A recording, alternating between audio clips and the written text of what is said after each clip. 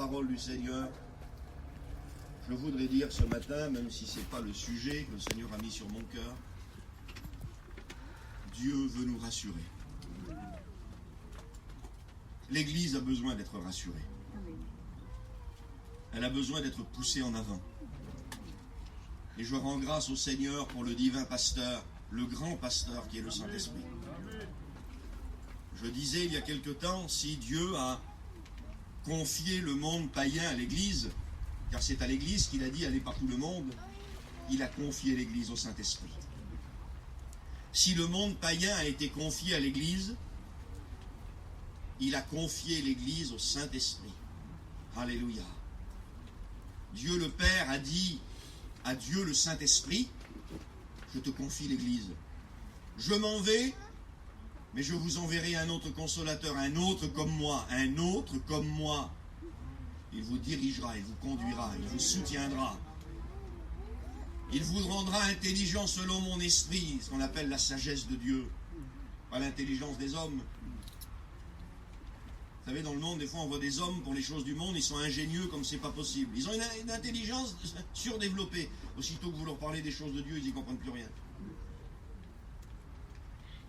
C'est pas la même intelligence. Il leur ouvrit l'esprit afin qu'ils comprennent les Écritures. Il faut que le Saint-Esprit s'en mêle. Pour comprendre le divin, il faut être touché par le divin. Et si vous n'êtes pas touché par le divin, vous n'y comprenez rien au divin. Et moi non plus. Que le divin nous touche encore un peu plus ce matin, parce que nous avons été touchés par lui. Nous avons même, d'après une expression de l'apôtre Paul, nous avons été saisis par lui. Alléluia.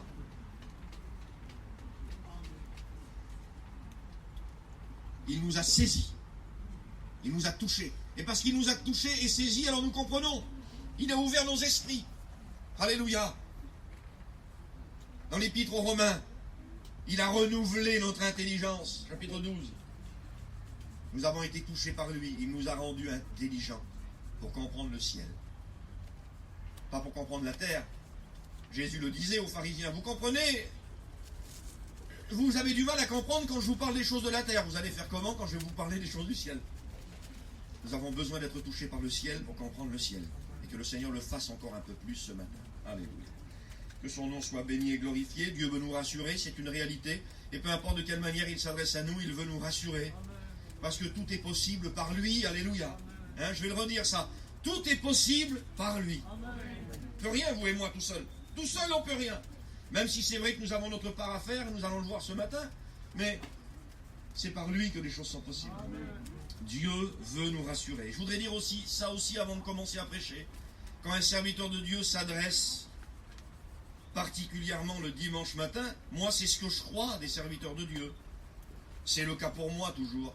Quand je prêche un dimanche matin, dans une église qui n'est pas la mienne, je ne m'adresse pas à l'église locale, je m'adresse à l'église universelle. Parce que je n'ai aucun compte à régler avec personne ici, moi. Donc je vais prêcher à l'église universelle. Et toutes les églises locales font partie de l'église universelle. Si une église locale refuse d'entendre le message que Dieu adresse à l'église universelle, elle n'entendra pas grand-chose. Parce que l'église universelle est constituée d'églises locales. Et quand on prêche, à part le pasteur de l'église qui connaît les besoins de son église et que parfois il s'adresse particulièrement à son église. Mais moi ce matin je vais m'adresser à l'église universelle. Parce que je connais personne ici. Donc c'est à l'église universelle que je vais m'adresser. Alors je vais lire un premier verset avec vous dans la parole de Dieu. Et mon premier verset se trouve dans l'Épître aux Romains, chapitre 12, petite introduction, et verset 11. Pour ceux qui ont la Bible, je vous invite à l'ouvrir avec moi. Dans le chapitre 12 du livre aux Romains, l'Épître aux Romains, chapitre 12 et verset 11. Vous l'avez. Ayez du zèle, dit l'apôtre, et non de la paresse. Soyez fervents d'esprit. Servez le Seigneur. Amen. Je vais vous parler un peu d'animaux ce matin. D'après Dieu, les animaux ont beaucoup de choses à nous apprendre. Je vais vous parler particulièrement de la fourmi. Et là, dans Romains, avant de prendre mon verset, ceux qui connaissent la fourmi dans la parole de Dieu, vous savez que vous l'avez dans le chapitre 30 des Proverbes, et vous l'avez aussi dans le chapitre 6 au verset 6. On va aller directement au chapitre 6, parce que dans le chapitre 30, il est question de la fourmi, de la sauterelle, du daman et du lézard. Mais comme je vais m'attarder sur la fourmi ce matin, que le Seigneur puisse ce matin, comme ça l'a été pour Salomon, nous apprendre quelques leçons de vie spirituelle. Parce qu'apparemment, d'après Dieu et d'après Salomon, pourtant pas le moindre des sages, la fourmi a beaucoup à apprendre aux hommes. Et on ne va pas s'attarder dans le chapitre 30, on va s'attarder dans le chapitre 6 du livre des Proverbes, au verset 6, vous l'ouvrirez après. Mais je voudrais juste dire un petit mot sur Romains 12, 11. Ayez du zèle et non de la paresse. Soyez fervents d'esprit, servez le Seigneur. Qu'est-ce que veut dire l'apôtre ici? Quelle est la signification de ce verset tout simple, que tout le monde peut comprendre? Eh bien ici, dans ce verset tout simple, il semblerait qu'il y a l'ennemi du service. Soyez fervents d'esprit, servez le Seigneur. L'apôtre rempli du Saint-Esprit, inspiré, va dire, voilà, je vais vous dire quel est l'ennemi du service et quel est l'ami du service. Le zèle est l'ami du service. Si nous voulons bien servir, il nous faut être zélés, fervents. Et l'apôtre va révéler aussi ici l'ennemi du service, qui est la paresse. Comment servir si nous sommes paresseux? Et comment bien servir? Parce que il ne faut pas simplement servir, mais il faut bien servir. Et un pasteur disait un jour, vous verrez la différence entre les gens qui travaillent pour Dieu et les gens avec qui Dieu travaille. Et bien servir, c'est être sûr que Dieu travaille avec nous. Sinon, on va le voir après, on fait du bruit. Et que Dieu nous garde de faire du bruit, on a autre chose à faire que de perdre du temps. Il nous faut bien servir. Et pour bien servir, il nous faut être zélés. Alléluia. Alors je ne vais pas m'attarder sur le zèle, parce qu'on va en parler. On ne peut pas parler de la fourmi sans parler du zèle. Prenons maintenant ensemble, dans le livre des Proverbes, au chapitre 6 et au verset 6. Lisons ensemble. Et c'est Salomon qui va dire ceci. Il va nous donner un conseil. Alors je présume que les conseils que Salomon donnait aux hommes, il se les attribuait à lui. Il va dire dans la fourmi, va vers la... Il va dire dans le chapitre 6, verset 6 des Proverbes, va vers la fourmi, paresseux. Va vers la fourmi. Alors si lui conseille d'aller vers la fourmi, je pense qu'il a été aussi. Alors c'est un petit peu rigolo de s'imaginer le grand Salomon, le sage, les sages, un roi comme il n'y en a pas eu, et d'après la Bible, comme il n'y en aura plus. Alors je le crois ça aussi moi. La Bible dit qu'il n'y a pas eu d'homme riche comme lui, qu'il n'y en aura plus jamais. Je crois la Bible, ça veut dire que les hommes les plus riches aujourd'hui ne sont pas plus riches que Salomon l'était à son époque. Alors toute proportion gardée, bien sûr, par rapport à l'époque, mais... Oh, ma prédication s'en va. C'était le sage des sages. Personne n'était riche comme lui. Je m'imagine Salomon à plein ventre ou à genoux en train d'observer les fourmis. Quelle humilité. Lui, le grand sage, va dire aux paresseux, va vers la fourmi et apprends. Qu'est-ce que ça veut dire? Ça veut dire que lui, il l'a fait. Il l'a fait. Il a été voir la petite fourmi. Je m'imagine Salomon, parce qu'à genoux, vous avez du mal. Les lunettes n'existaient pas à l'époque, parce que là, moi, j'arrive à lire, voyez d'ici avec mes lunettes. Là. Je ne peux pas me baisser de toute façon, donc heureusement que je les ai. On a du mal à voir les fourmis à genoux, et certainement que Salomon a dû bien regarder, bien s'abaisser pour apprendre. Il y a une petite note tout simple à ça aussi. Il n'y a que ceux qui n'ont pas peur de s'abaisser qui apprennent. Il n'y a que ceux qui n'ont pas peur de s'humilier un petit peu. Je m'imagine le grand roi Salomon à plein ventre en train de observer les fourmis et vouloir apprendre de ces petits insectes. Certainement que Dieu lui avait parlé. Comment on estime, tu t'imagines que Dieu lui avait parlé? Il le met dans son livre. Il le met ici, toute écriture est inspirée de Dieu, utile. Je crois, moi, au contraire de Scofield, qui croit que le livre de Salomon n'est pas inspiré, le pauvre. Mais je crois que Salomon écrit ici sous l'inspiration, avant que lui dit aux paresseux, va voir la fourmi et apprends. Dieu lui a dit à lui, Salomon, va voir la petite fourmi, tu as des choses à apprendre. Et il va s'abaisser, se mettre à plein ventre, le grand roi Salomon, et il va regarder, observer les fourmis, puis il va découvrir aussi une chose, frères et sœurs, et je voudrais qu'on la découvre aussi ce matin, c'est tout simple. Des fois, le Seigneur permet que les plus grands soient enseignés par les plus petits. Et c'est le cas ici. C'est les fourmis qui sont en train d'enseigner le grand Salomon, celui qui avait reçu la sagesse de Dieu. Et Dieu veut lui montrer aussi que dans sa grande sagesse, il a besoin aussi de s'abaisser. Et que dans sa grande connaissance, les plus petits peuvent aussi, de temps en temps, lui apprendre quelque chose. Alléluia. Que le Seigneur soit béni. Il ne faut pas perdre ça, frères et sœurs. Sinon, à un moment donné dans notre vie, on croit tout savoir.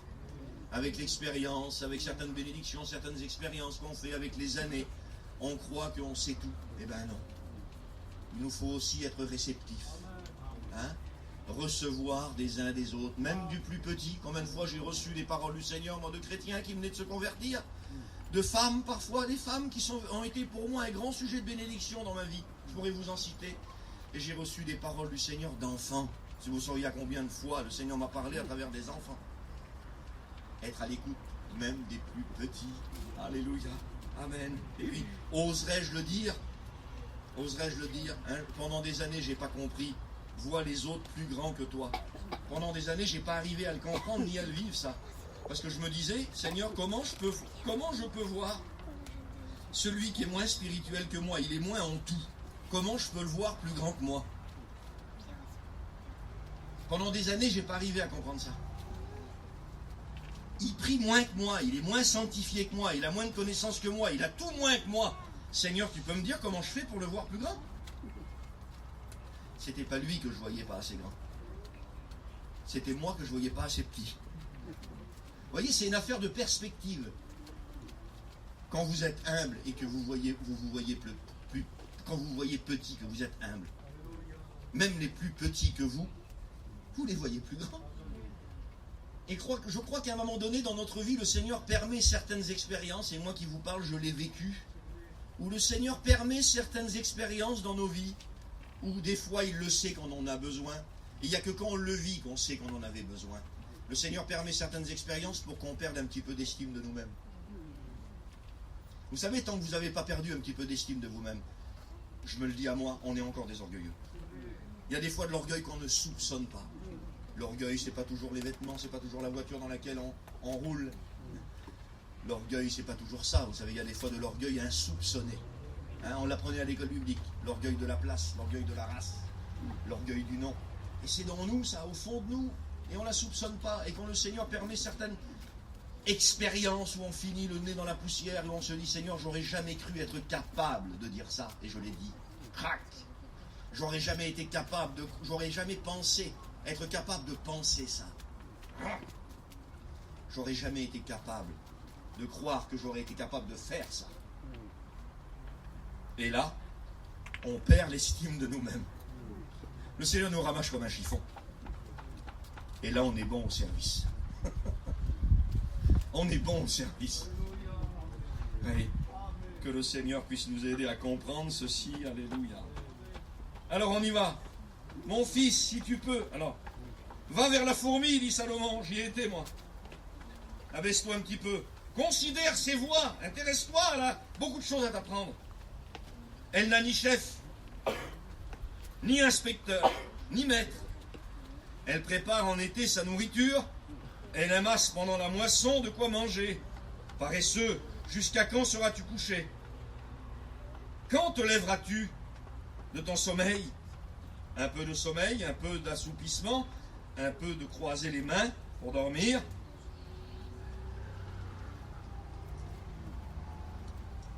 Un peu croiser les mains pour dormir, et la pauvreté te surprendra comme un rôdeur. Et la disette comme un homme en armes. Amen. La fourmi, elle est prévoyante. Elle sait que les jours difficiles arrivent. Elle se prépare. Elle ne se relâche pas. Eh oui. Elle ne veut pas être surprise par l'hiver. Elle est prévoyante, frère et sœurs. Elle ne veut pas être surpris. Nous savons que les jours difficiles arrivent. Voilà le premier caractère de la fourmi. Elle est prévoyante. Elle est prévoyante. Hier soir, je pensais à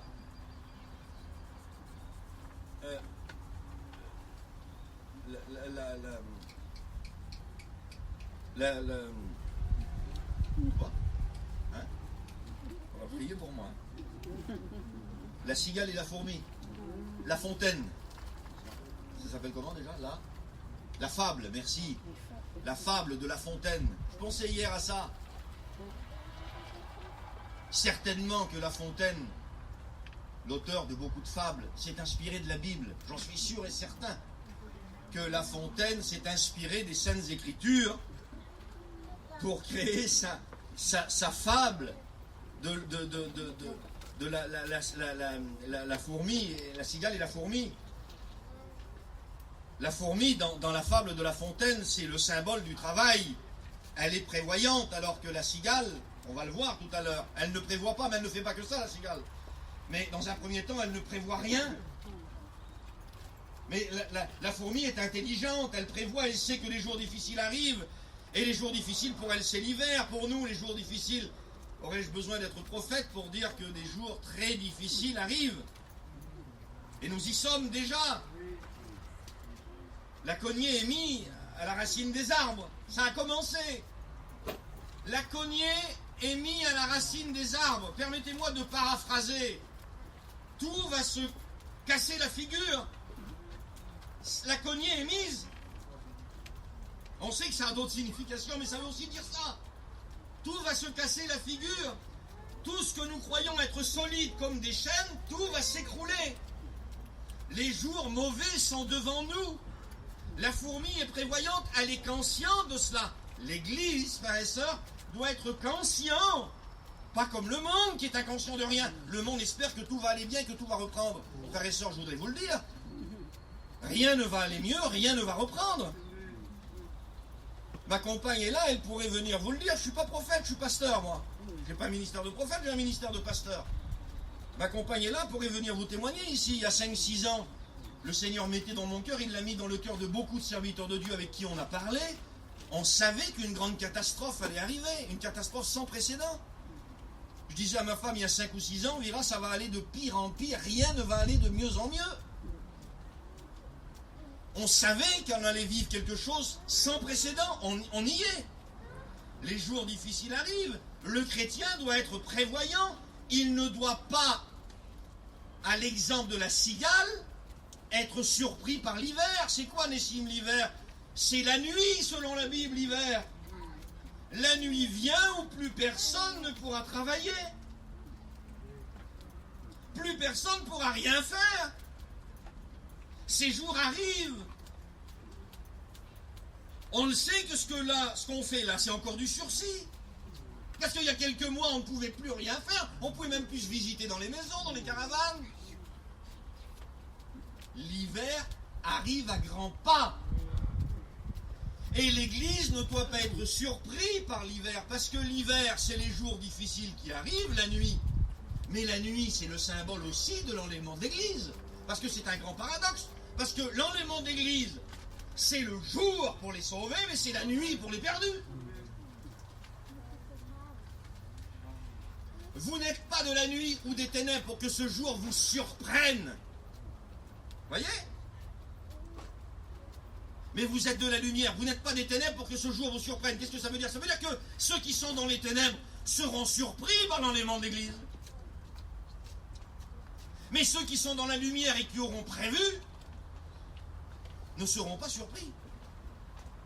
Parce qu'ils auront fait des réserves. Frères et sœurs, c'est les chrétiens qui ne seront pas surpris par l'enlèvement de l'Église. Mais il y aura des baptisés qui seront surpris par l'enlèvement de l'Église. Je le redis. On a fait des baptêmes vendredi, c'était merveilleux. Vous avez jeté l'eau. Vous ne l'avez pas gardée pour bénir les gens avec? Non? C'est dommage. C'est dommage, vous l'avez jeté. Eh non, ça bénit personne, c'est tout. Les religieux, les baptisés, seront surpris par l'enlèvement de l'Église. Ils seront surpris par l'hiver, comme la cigale. Mais le chrétien, celui qui aura... Il y a dans la Bible ce terme-là, même si le salut est gratuit. Il a été donné gratuitement. Mais l'apôtre va dire, travaillez à votre salut. C'est vrai que le salut est gratuit, il est donné gratuitement, mais il faut le conserver. Parce que ce que le diable veut voler, c'est pas vos maisons, c'est pas vos caravanes, c'est pas vos voitures, c'est pas vos vêtements. Il est le voleur, mais qu'est-ce qu'il veut bien voler? Pardon que je bouge parce que je vais me paralyser. Mais qu'est-ce qu'il veut voler? Il veut nous voler ce que nous avons de plus précieux.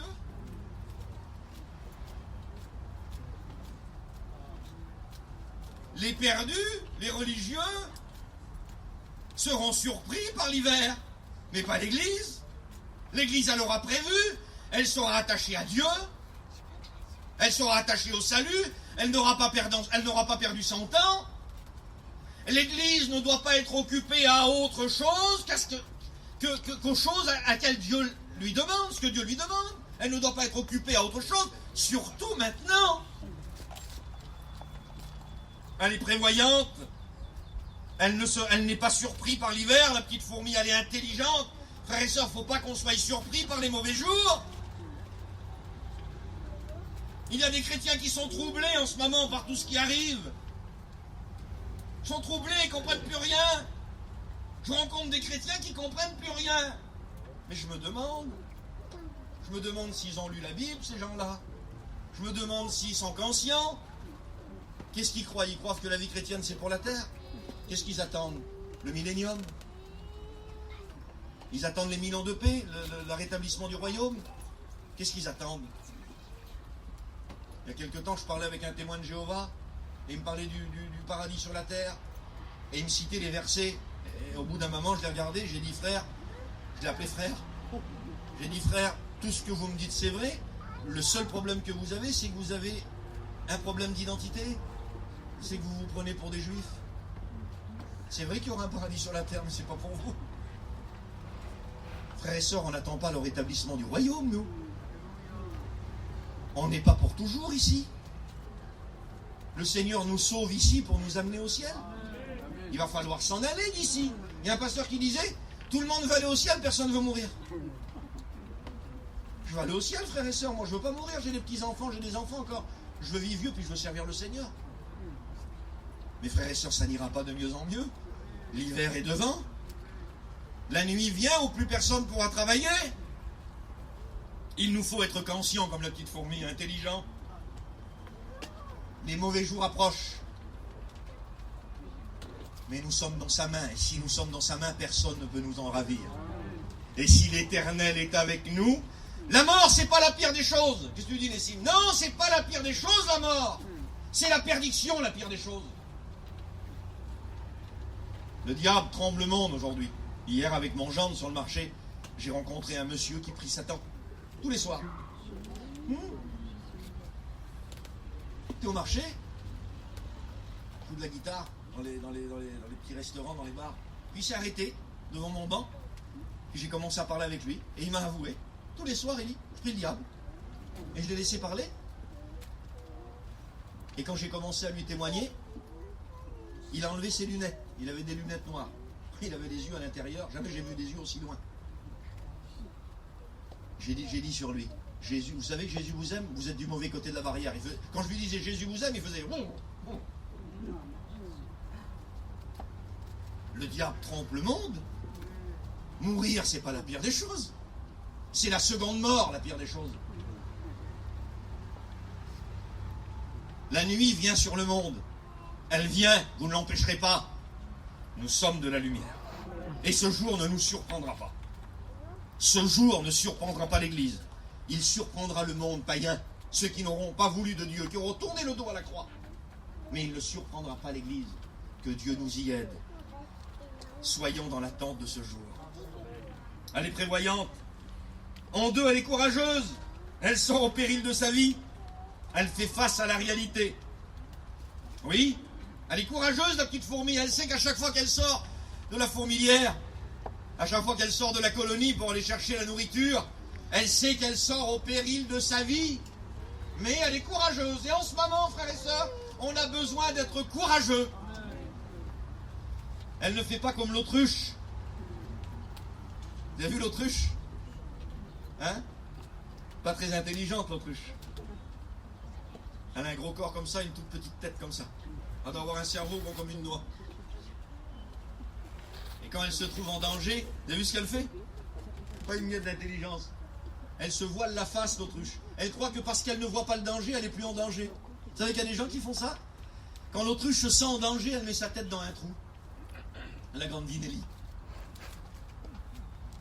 Elle croit qu'en se cachant, elle ne va pas être en danger. Mais elle est toujours en danger, sauf qu'elle ne voit plus rien. Et il y a des gens qui se sauvent. Ils essayent de pas voir ce qui est en train de se passer. Alors ils essayent de se changer les idées. Ils savent plus où courir. Il y en a qui courent dans le spirituel, mais avec les mauvaises raisons.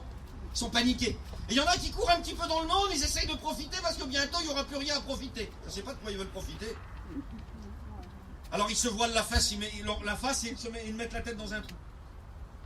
Et ils se cachent, en croyant qu'ils ne vont pas être en danger, en ne voyant pas la réalité. Frères et sœurs, que Dieu nous garde d'être comme ça. La petite fourmi, elle est courageuse, elle n'a pas peur de voir la réalité en face. Il nous faut voir la réalité en face. Que le Seigneur bannisse de nos cœurs tout sentiment de crainte et de peur. La peur, ça ne vient pas du Seigneur, frères et sœurs, même si c'est normal d'analyser. La peur et le courage n'évitent pas le danger, les deux, de toute façon. Mais le Seigneur veut nous remplir de foi et de courage. Parce que le Seigneur a toujours associé. C'est quand vous lisez dans la Bible, je ne voudrais pas trop m'éloigner parce que je ne veux pas être long, il fait chaud. Et c'est moi qui ai le plus chaud, alors soyez sages. Hein. Bizarrement, dans la Bible, le Seigneur ne dit pas que le contraire de la foi, c'est l'incrédulité. Bizarre, hein? À chaque fois, il fait ressortir Jésus que le contraire de la foi, c'est la crainte. Moi, je croyais que le contraire de la foi, c'était l'incrédulité. Non? Il dit sur les apôtres à plusieurs reprises, gens de peu de foi, pourquoi avez-vous si peur? La crainte, la peur, elle neutralise totalement votre foi. Quand vous vous laissez envahir par la peur elle vient du diable. Ça a été la première conséquence du péché avec Adam. Quand Adam pêche, le premier sentiment qu'il connaît, qu'il n'a jamais connu, c'est la crainte. Où es-tu? Je me suis caché car j'ai eu peur. Il ne savait pas ce que c'était la peur. Première conséquence du péché, la crainte. Elle vous paralyse. Elle vous fait perdre tous vos moyens. Elle vous pousse à vous cacher. Quand vous avez peur, vous ne faites pas comme la fourmi. Quand vous avez peur, vous faites comme l'autruche. Quand on a peur, on fait comme l'autruche. On met notre tête dans un trou pour se cacher, pour ne pas voir la réalité en face. Frères et sœurs, la réalité est là. Et on doit y faire face avec toute la puissance que Dieu nous donne. Avec la foi que Dieu nous donne. Regardez les choses en face. Pas simplement ce qu'on vit avec le virus, mais aussi les choses qu'on vit dans nos familles, dans nos foyers, dans notre vie avec le Seigneur. C'est pas facile pour tout le monde. Dans les foyers, dans les familles, il y a des foyers partagés. Des femmes qui sont chrétiennes où les maris ne le sont pas. La réunion ne doit pas être une cachette. Une femme chrétienne, elle ne doit pas fuir sa maison et venir à la réunion comme une cachette. Elle doit aussi faire face aux problèmes de son foyer. Si son mari n'est pas chrétien, on ne doit pas fuir les problèmes, frères et sœurs. On doit y faire face avec la puissance que Dieu nous donne. On ne doit pas être des fuyards, mais des hommes et des femmes courageux et courageuses. Que Dieu nous en donne la force ce matin. Il veut nous pousser en avant. Prends courage, mon frère. Sois comme la petite fourmi. Elle n'a pas peur. Elle ne se dit pas, si je sors, je vais me faire manger par tous les insectes. On va en parler un petit peu, les ennemis, tout à l'heure. Vite fait, vraiment vite fait. Elle est courageuse, elle sort. Parce qu'elle sait que sa survie en dépend. Alléluia. Puis pas que la sienne. Pas que la sienne. Il n'y a pas que sa survie à elle qui en dépend. Elle sort, elle est courageuse, elle est en avance. Il y aurait beaucoup de choses à dire. Elle n'a ni maître, ni inspecteur. Ah, ça c'est beau. Salomon qui dit ça. Elle n'a ni maître, ni inspecteur. Personne pour la pousser. Elle sait ce qu'elle a à faire. Personne ne la surveille, personne ne la pousse. Il est question ici d'autonomie spirituelle. Pas toujours quelqu'un derrière elle pour lui dire ce qu'elle a à faire. Au contraire, regardez le panda. Ce matin, j'ai écrit ça ce matin, le panda. Le panda, il n'arrive pas à se nourrir tout seul, il est en voie d'extinction. Il n'arrive pas à se nourrir tout seul, il n'arrive pas à se nourrir tout seul, il n'arrive pas à garder ses enfants tout seul. Il n'arrive pas à les nourrir, les petits meurent. Il n'arrive pas à se reproduire non plus. Alors ils les mettent en captivité, puis s'en occupent comme des petits nouveau-nés. Les adultes, hein, pour que les pandas ne soient pas en voie d'extinction. Il n'en reste que quelques-uns. Il faut leur donner à manger.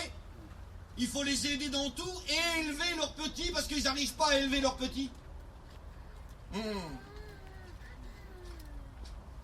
Ils n'arrivent pas. Frères et sœurs, ça c'est l'exemple des chrétiens à qui il faut toujours mettre le manger dans la bouche. Ils n'arrivent pas à être autonomes. Ils ont toujours besoin d'un chrétien, d'une chrétienne, d'un pasteur. Le pasteur, il les a toujours sur le dos. Si on ne prie pas avec eux, ils ne prieront pas. Si on ne les traîne pas à la réunion, ils ne viennent pas à la réunion. Et après, ils s'étonnent qu'ils vont mal. Il n'y a aucune autonomie spirituelle. Le Seigneur nous appelle, frères et sœurs, à une autonomie spirituelle. Elle est autonome, la petite fourmi. Il n'y en a pas une dans la fourmilière, dans la colonie, qui lui dit « Faut que tu te lèves ce matin et que tu vas, hein ?» Non, elle sait. C'est mystérieux. Parce qu'on sait que la reine ne les commande pas. La reine, elle est que dans un endroit et elle fait la colonie, elle. Mais elle ne commande pas, il n'y a personne qui commande. Les fourmis ont cet instinct-là naturel. Ils sont dirigés par une force naturelle. Nous, on sait que la force qui dirige l'Église et qui pousse l'Église, c'est pas une force naturelle. C'est une force surnaturelle, qui est le Saint-Esprit. Et le chrétien doit, par le Saint-Esprit, savoir ce qu'il a à faire, frères et sœurs. Il doit savoir aller chercher sa nourriture tout seul. C'est l'autonomie, ça. Peut-être que ça va recommencer, la fermeture des églises. Comment allons-nous faire? Ce qu'on a vécu avec le virus a révélé ceux qui étaient convertis aux églises, qui n'étaient pas convertis à Dieu. Ils étaient convertis au mur. Les églises ont fermé, leur vie chrétienne a fermé avec. Les églises ont fermé, leur vie chrétienne a fermé avec. C'était les murs qui les tenaient. Le Seigneur nous appelle à une autonomie, frères et sœurs. Hein, je dis souvent ça depuis quelques mois. Je me suis aperçu, il y a quelque temps de cela, que j'étais étonné que le Seigneur n'envoyait pas les gens au temple pour prier. Il aurait dû les envoyer au temple, non? Quand tu pries, va dans ta chambre. Qu'est-ce que Jésus voulait dire par là? Tu iras au temple, mais c'est pas là-bas que les choses se passent. Tout ne se passe pas là-bas. C'est chez toi que les choses se passent. Le Seigneur avait prévu le confinement. Parce que tu vas y aller dans ta chambre plus que tu le veux. Et si tu ne décides pas à prier dans le secret dans ta chambre, ben tu prieras plus du tout. Parce qu'il y aura des moments où vous ne pourrez plus vous rassembler. Alors quand tu pries, va dans ta chambre. Oui, la petite fourmi, elle est totalement autonome. Elle sait ce qu'elle a à faire.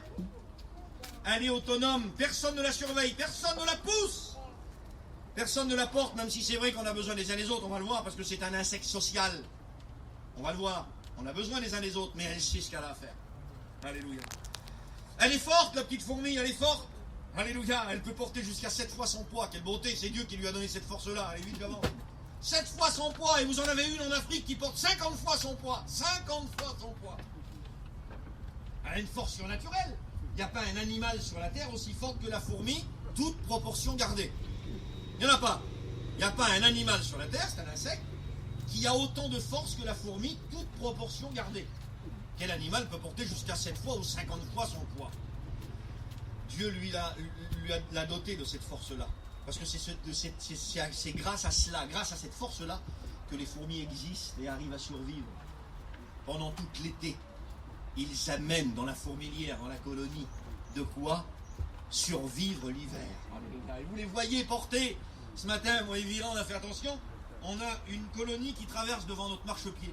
Là, devant la porte de ma caravane. On m'a dit, regarde les cibles. Et vous les voyez là.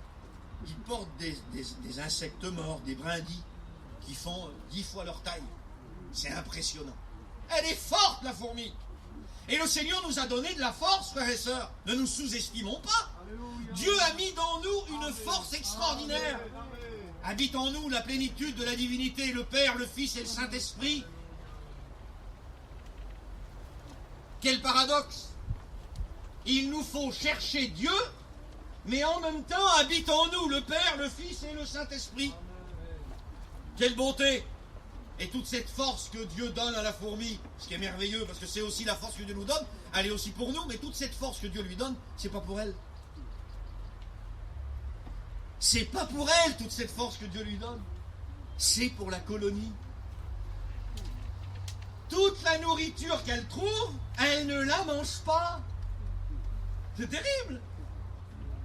Un animal, quand il trouve de la nourriture, il la mange. Elle la mange pas, elle. Elle ne mange rien. Elle ramène tout à la colonie, qui est le symbole de l'Église.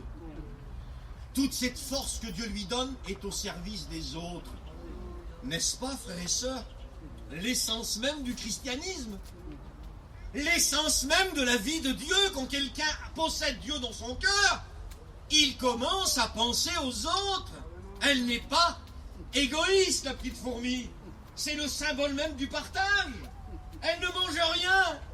Elle pourrait se dire, ah là là, j'ai trouvé ça, alors ça c'est le caviar de la fourmi, je ne sais pas ce qu'elle a trouvé, mais c'est quelque chose d'extraordinaire que les fourmis ils aiment. Personne ne me voit, je vais le manger là, je ne vais pas l'amener là-bas, je ne vais pas le partager. Hein. Il n'y en a pas assez d'ailleurs, il n'y en aura pas pour tout le monde, moi je ne le dis pas. Même quand elle trouve le meilleur, elle l'amène à la fourmilière, à la colonie qui est le symbole de l'Église. C'est l'essence même du christianisme, penser aux uns et aux autres, frères et sœurs. Bannir au milieu de nous l'égocentrisme. Il ne faut pas que les choses tournent toujours tout le temps autour de nous.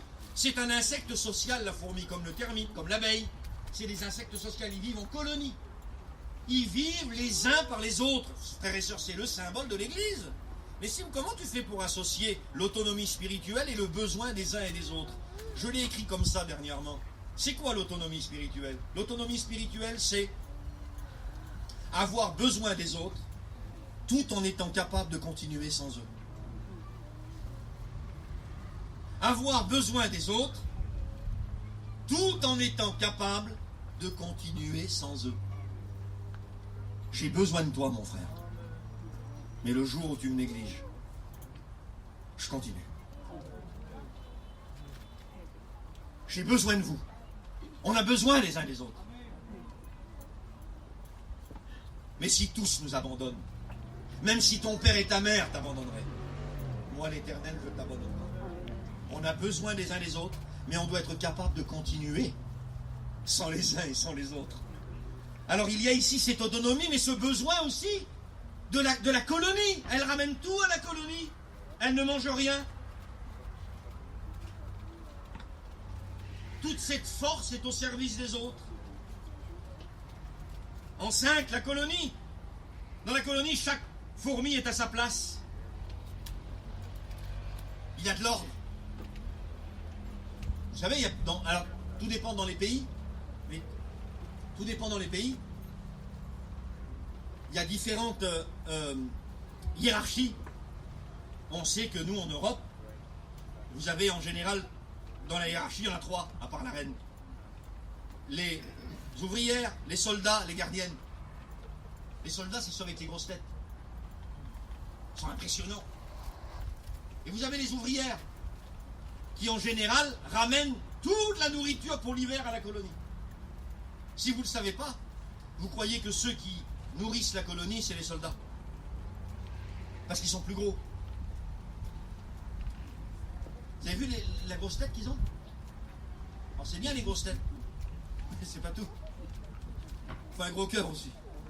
Alors ils ont des grosses têtes, c'est bien, merci Seigneur. C'est l'intelligence, c'est le savoir, c'est tout. Mais c'est pas eux qui font survivre la colonie, c'est pas les soldats, ils jouent leur rôle. Mais c'est les ouvrières qui nourrissent la colonie. Et oui, frères et sœurs, quand le Seigneur nous a demandé de prier le Père pour envoyer quoi? Des ouvriers dans la moisson.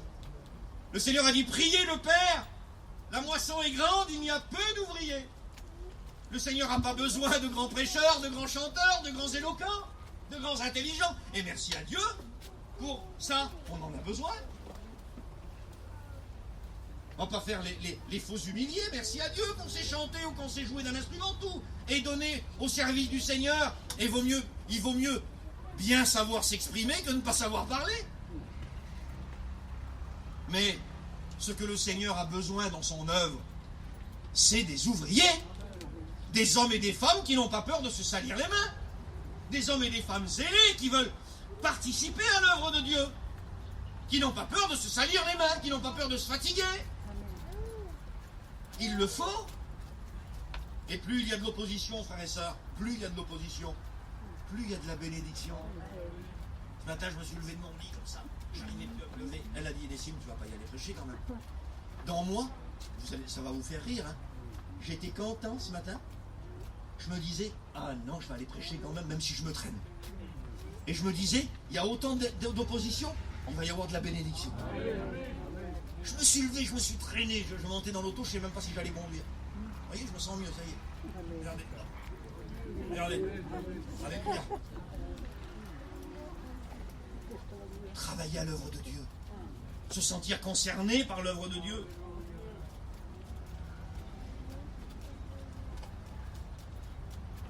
Oui, chaque fourmi a sa place, donc respecter la place de chacun.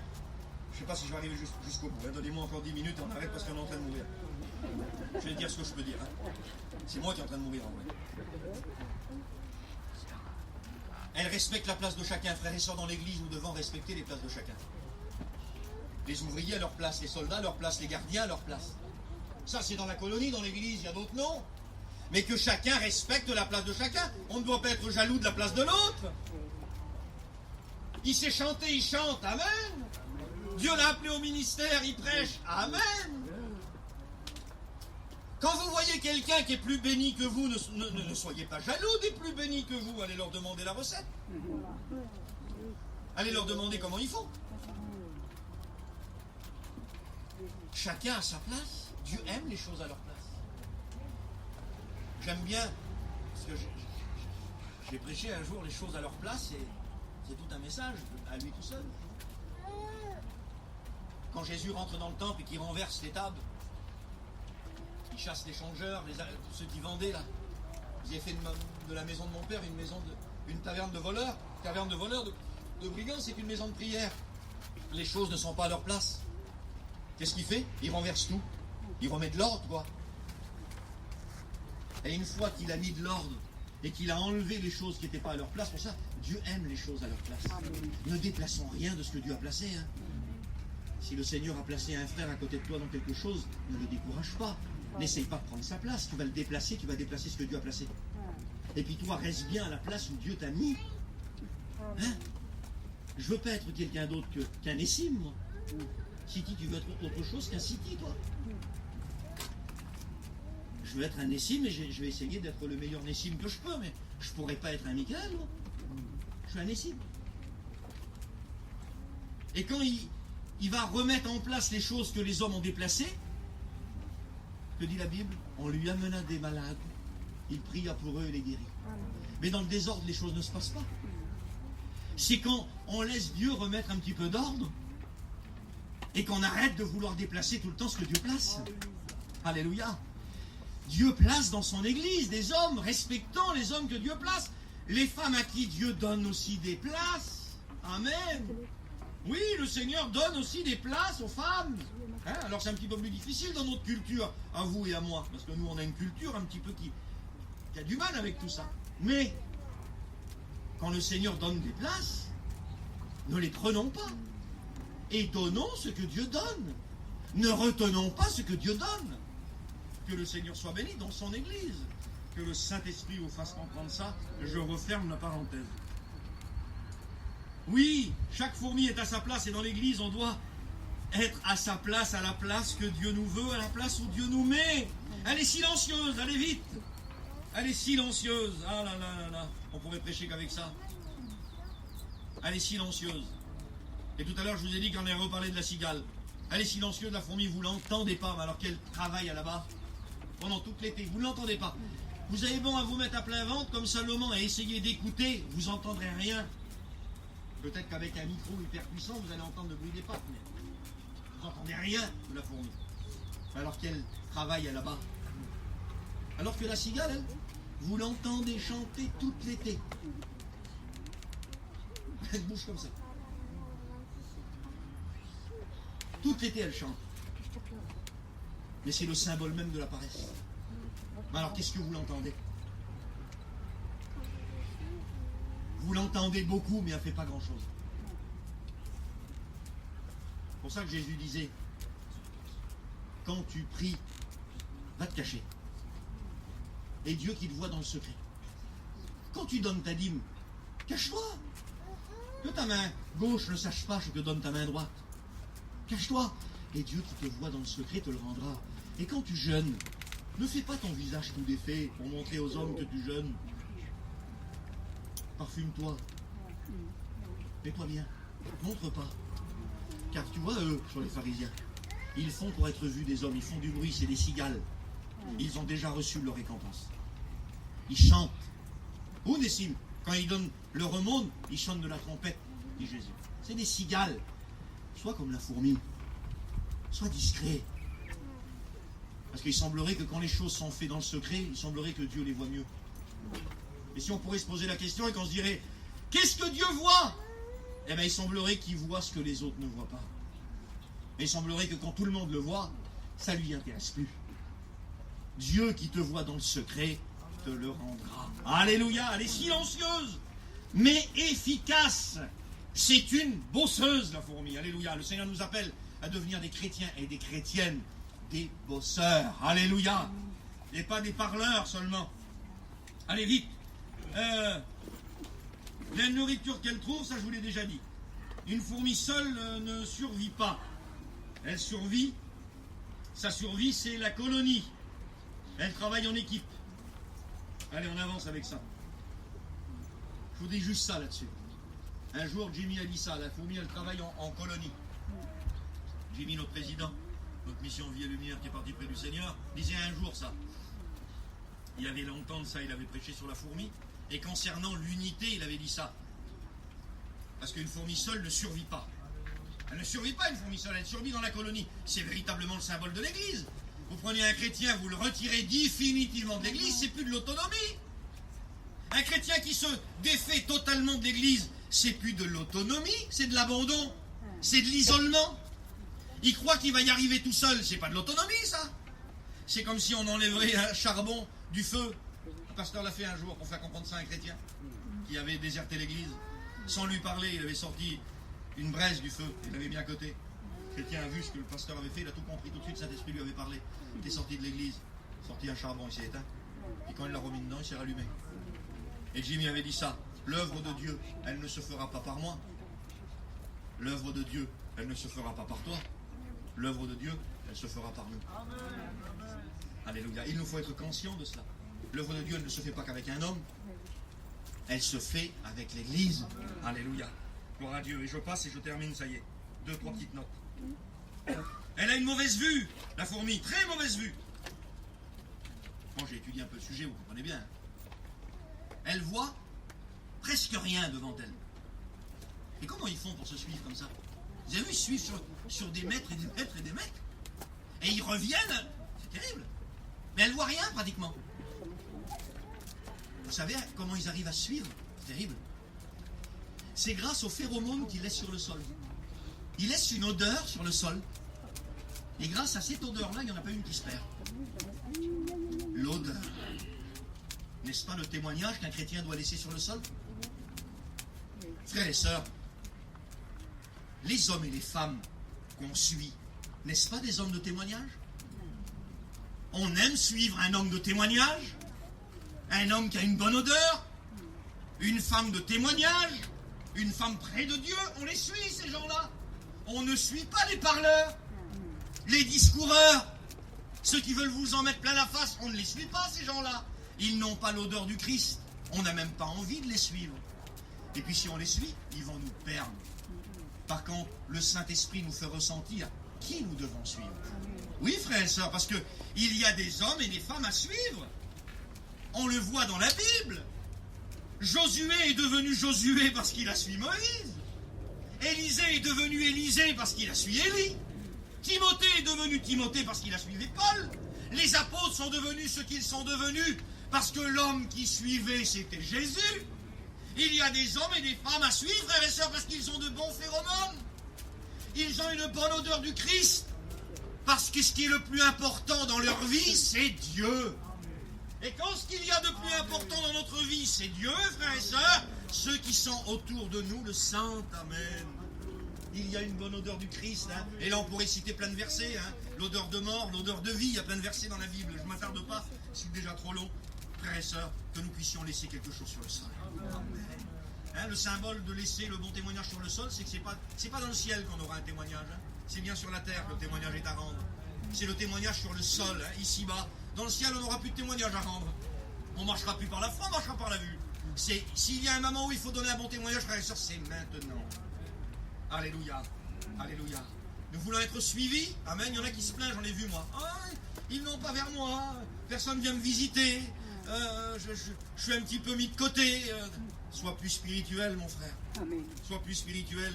Parce que les gens qui veulent plaire à Dieu, les gens qui veulent avancer dans leur vie, ne vont pas perdre de temps avec les gens qui reculent. Ils vont prier. On va prier pour les gens qui reculent. Mais on va essayer de s'attacher aux hommes qui nous tirent vers le haut, aux femmes qui nous tirent vers le haut. Il y a des gens, ils vous attireront vers le bas tout le temps. Vous allez prier pour eux, vous allez aller les visiter, leur donner une petite bonne parole, mais vous n'allez pas en faire vos amis, vous n'allez pas les côtoyer constamment, ils vous attirent vers le bas, ces gens-là. Ils parlent de tout sauf de Dieu.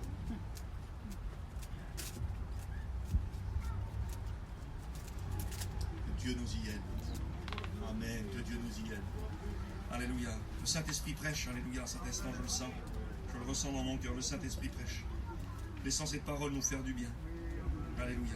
Vite fait. Je fais un tri, excusez-moi, je ne peux pas tout vous dire, c'est trop long maintenant.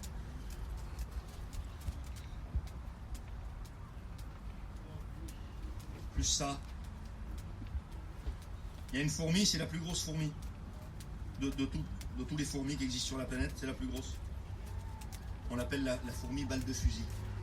Pourquoi on l'appelle la fourmi balle de fusil? Parce que sa piqûre est la piqûre la plus douloureuse du monde animal. Pas la plus mortelle, hein, parce que vous n'en mourrez pas. Mais il n'y a aucune piqûre dans le règne animal qui est aussi douloureuse que sa piqûre. C'est reconnu. Mais elle ne pique jamais une autre fourmi. Elle garde sa piqûre pour les prédateurs. Vous n'avez pas à lutter contre la chair et le sang. Ne vous trompez pas de combat. Piquez le diable, combattez le diable, ne piquez pas vos frères et sœurs. Ne vous combattez pas les uns les autres. Dit Dieu. Vous n'avez pas à combattre contre la chair et le sang, c'est pas mon frère, mon combat. C'est pas ma sœur qui est à côté de moi. C'est le diable, mon combat, c'est les démons, c'est le péché. C'est la haine, c'est la paresse. C'est l'incrédulité. C'est la peur, mon combat. C'est pas mon frère, c'est pas ma sœur. Elle garde sa piqûre mortelle, sa piqûre douloureuse pour l'ennemi. Alléluia, vite, j'avance. Les deux ennemis de la fourmi. Vous me donnez 5 minutes encore, hein? Allez, 5 minutes, que ça sera terminé. Voilà. Les deux ennemis de la fourmi, c'est deux grands ennemis, parce qu'elle a beaucoup d'insectes, beaucoup d'animaux qui mangent des fourmis. Mais elle a deux grands ennemis, qu'on appelle le fourmillon et le tamanoir. Alors le fourmillon, c'est un petit insecte avec deux pinces en haut, il s'enterre dans le sable, et il fait des cônes. Il s'enterre dans le sable, vous l'avez vu certainement déjà. Ceux qui s'intéressent un petit peu aux insectes, je suis toujours intéressé aux insectes. Et il fait tomber la fourmi dans une espèce d'entonnoir, là, et puis il la mange. Mais il n'est pas grand, il est grand comme ça. Tout petit, c'est tout petit. Le fourmillon, ça s'appelle. Et vous avez le tamanoir. Le tamanoir, c'est un grand mammifère. C'est un des animaux les plus bizarres que j'ai vu. On dirait qu'il date de l'époque des dinosaures. Il est curieux cet animal, hein. Il a une grande langue comme ça, énorme, qui rentre dans les fourmilières. Et il mange aussi les autres, là. Comment? Les termites. Voilà, l'ennemi. Une grande langue comme ça. Bon, je vais pas en parler là-dessus. Hein? L'ennemi, il a une grande langue comme ça. Il ne faut pas avoir une grande langue comme ça. C'est pas bien. Hein? Voilà, il ne faut pas avoir une grande langue parce que la grande langue, c'est l'ennemi. Vous voyez, hein? On ne va pas s'étendre non plus là. Et il est curieux, il mange des fourmis et des termites. Et j'ai regardé l'étymologie des deux noms. L'étymologie, c'est l'étude, la racine des mots. L'étymologie, c'est quand vous voulez étudier la racine, la signification au plus loin des noms et des mots. C'est ça l'étymologie. Et j'ai regardé l'étymologie du fourmillon et du tamanoir. C'est curieux. Parce que le fourmillon, dans son étymologie grecque, c'est le fourmi-lion. Fourmi-lion. L-I-O-N. Lion, comme le lion. Et le tamanoir, dans son étymologie, signifie le dévoreur. Et si vous associez les deux, ça vous donne le dévoreur, le lion dévoreur de fourmis. Il est comme un lion rugissant, cherchant qui il va dévorer. Curieux, hein? Oui, le véritable ennemi, c'est le diable. Et c'est lui qu'il faut combattre. Et dernière petite note, c'est la dernière. Il y a une fourmi, elle habite en Australie. Elle habite que là-bas. On l'appelle la fourmi peau de miel. Curieux, hein? Elle est remplie de miel. Alors cette fourmi-là, elle n'amène pas des branches à la fourmilière, elle amène du miel. Mais elle ne dépose pas, c'est curieux. Elle se gorge de miel, elle a l'abdomen rempli de miel. C'est une boule de miel, si vous voulez. Vous la regardez, vous voyez la tête et les pattes, et tout l'abdomen, c'est rempli de miel. Elle est pleine de miel. On est plein de quoi, nous? Il faut se poser la question, frères et sœurs. On est plein de quoi? De quoi on veut être plein? La Bible dit que c'est de l'abondance du cœur que la bouche parle. Allez vers quelqu'un et passez la journée avec lui, vous allez savoir vite de quoi il est plein. Pas besoin de passer une semaine avec lui, passez la journée. Et vous allez vous apercevoir de quoi il est plein, parce que ce qui va sortir de sa bouche, c'est ce que son cœur est plein. Alors elle est pleine de miel, et les aborigènes là-bas en Australie la mangent. Ah oui, elle est bonne à manger, elle est pleine de miel. Elle est bonne à manger, elle est comestible. Alléluia. Elle est comestible, la petite fourmi peau de miel. On la mange. Et quand elle prend le miel, elle arrive à la colonie et elle ne dépose pas le miel. Regardez comme c'est beau là. Regardez la signification. On s'étonne après que Dieu a dit va vers la fourmi. Elle dépose directement le miel dans la gueule des fourmis. Curieux, hein? Directement. Elle vient, elle apporte le miel directement. N'est-ce pas le symbole de la parole de Dieu qu'on s'apporte les uns les autres? Elle est pleine de miel et les aborigènes la mangent. Et c'est quoi le symbole du miel? Et là je termine. Vous avez 4 symboles du miel dans la Bible. Le premier symbole du miel, c'est la douceur. Pas de piqûres, frère. Pas de mauvaises piqûres les uns avec les autres. Bannissons au milieu de nous toutes les vexations, tout ce qui pourrait nous faire du mal les uns les autres. Le diable nous en fait assez, frères et sœurs, pour que nous puissions aussi nous en faire les uns les autres.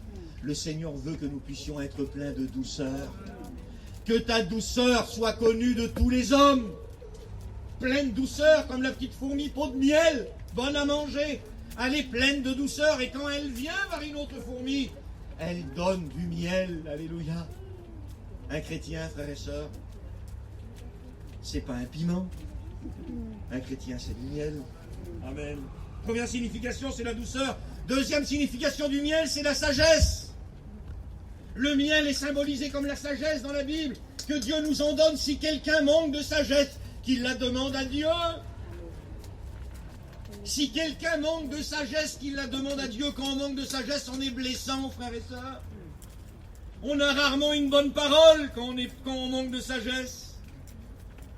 Puis il y a des gens, ça nous a tous arrivé, des fois on a besoin d'une bonne parole, on est fatigué, on n'est pas bien. Et puis des fois on voudrait aller voir l'autre là-bas, mais on n'est pas en état d'aller le voir, parce que quand ça va, on y va, mais quand ça va pas, on ne peut pas aller là-bas. Parce que c'est pas doux, c'est fatigant. Frères et sœurs, de la sagesse. Si quelqu'un manque de sagesse, qu'il la demande à Dieu. Depuis combien d'années je demande à Dieu de la sagesse? Alléluia. Et j'ai vu Dieu être à l'œuvre aussi dans ma vie, et j'en manque encore aujourd'hui, mais j'ai vu Dieu être à l'œuvre dans ma vie, dans la sagesse, l'intelligence spirituelle. Troisième signification, la parole. Le miel, c'est la parole. Que cette parole ne s'éloigne point de ta bouche, qu'elle soit marquée sur les tables de ton cœur. Médite-la jour et nuit, plein de douceur. plein de sagesse, plein de la parole. Et le dernier mot, c'est que le miel est aussi symbole de guérison dans la Bible. Vous savez que le miel est thérapeutique. Dans l'ancien temps, on s'en servait comme un médicament. On appliquait de l'huile, du vin, mais aussi du miel sur les plaies. Parce que c'est thérapeutique, ça soigne. Et c'est aussi, comment qu'on dit quand ça calme la douleur, c'est antiseptique. Frères et sœurs, soyons des guérisseurs. Soyons pleins de bonnes paroles qui guérissent, de paroles qui font du bien, que quand quelqu'un est pas bien, qui vit une souffrance, qui vit une difficulté, que nous puissions être reconnus comme des hommes et des femmes qui soignent, plutôt que reconnus comme des hommes et des femmes qui blessent. Je veux être un homme qui soigne, que quand quelqu'un autour de moi, dans mon entourage, dans ma famille, dans mon église, quand quelqu'un est malade, qu'on se dise parmi les chrétiens, tu peux aller vers Nessim, c'est un homme qui soigne. Tu peux aller vers telle chrétienne, elle a une bonne parole, elle soigne, elle a du miel. Tu peux aller vers elle. Elle ne va pas te parler des habits, elle ne va pas te parler des tapis, elle ne va pas te parler des parures de drap. Tu vas aller vers elle, elle va te donner un nom du Seigneur, elle va prier avec toi. Tu peux aller vers lui, il ne va pas te parler des autos, du travail, des sous, il ne va pas te parler de tout ça. Tu peux aller vers lui, c'est un soigneur cet homme-là. Il n'a peut-être pas un ministère, il prêche peut-être pas la parole, il n'est pas responsable d'une église. Mais je peux te dire qu'il y en a. Tu peux y aller, il y en a. Il faut qu'il y en aille, frères et sœurs. Il nous faut du miel. On va le demander à Dieu ce matin. Alléluia. Merci de m'avoir écouté. Fermons les yeux. Merci de votre patience. Fermons les yeux. Prions le Seigneur.